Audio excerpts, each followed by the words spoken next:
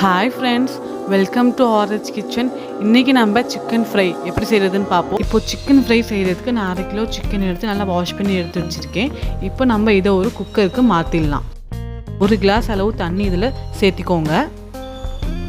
தண்ணி சேர்த்துனதுக்கப்புறமா 1 ஸ்பூன் மஞ்சள்தூள் இதில் ஆட் பண்ணி நல்லா நம்ம மிக்ஸ் பண்ணி விட்டுடலாம்.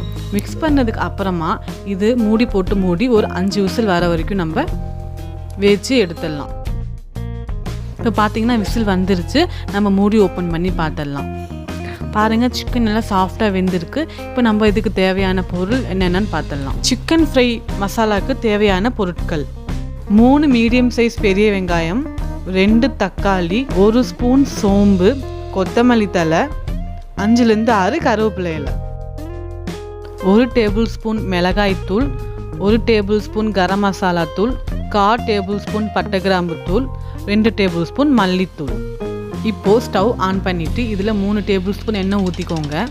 எண்ணெய் காஞ்சதுக்கு அப்புறமா 1 ஸ்பூன் அளவு சோம்பு போட்டுக்கோங்க.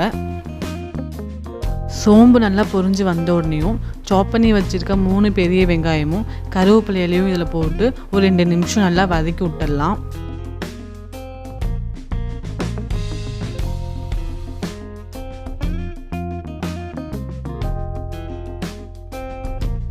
வெங்காயம் நல்லா வதங்கிருச்சு. இப்போ நம்ம இதில் 2 டேபிள் ஸ்பூன் இஞ்சி பூண்டு பேஸ்ட் ஆட் பண்ணிவிட்டு இதோட பச்சை வாசனை போகிற வரைக்கும் நல்லா வதக்கி விட்டுக்கோங்க. இப்போது இதோட பச்சை வாசனை போயிடுச்சு. நம்ம கட் பண்ணி வச்சுருக்க 2 தக்காளி சேர்த்துடலாம். தக்காளி சேர்த்துனதுக்கப்புறமா நல்லா மசிகிற வரைக்கும் கிளறி விட்டுட்டே இருங்க.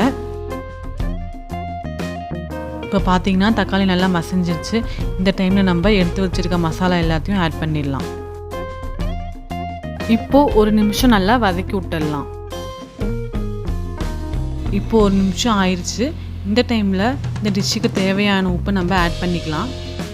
உப்பெல்லாம் ஆட் பண்ணதுக்கப்புறமா நம்ம ஏற்கனவே வேக வச்ச சிக்கனை இதில் தண்ணி இல்லாமல் சேர்த்துக்கலாம். சிக்கன்லாம் சேர்த்துனதுக்கப்புறமா இந்த மசாலாவோட நல்லா ஒட்டமெல்லாம் கிளறி விட்டுக்கோங்க. எல்லாம் கிளறினதுக்கப்புறமா ஒரு 5 நிமிஷம் மூடி வச்சிடலாம். இப்போ பாருங்கள், சிக்கன் நல்லா வெந்திருக்கு. எண்ணெய்லாம் தனித்தனியாக பிரிஞ்சு வந்திருக்கு. இந்த சமயத்தில் எடுத்து வச்சுருக்க கொத்தமல்லி தழையை மேலே தூவி விட்டுக்கோங்க. கொத்தமல்லி தழை மேலே தூவி விட்டதுக்கப்புறம் ஒரு 2 நிமிஷம் மூடி ஸ்டவ் ஆஃப் பண்ணிடலாம். அவ்வளோதாங்க, சுவையான சிக்கன் ஃப்ரை ரெடி.